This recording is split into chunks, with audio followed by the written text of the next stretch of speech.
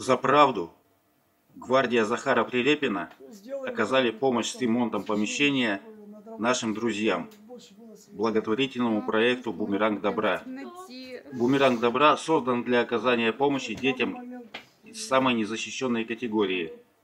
Это дети с различными заболеваниями из малоимущих и неблагополучных семей, включая так называемых больничных сирот.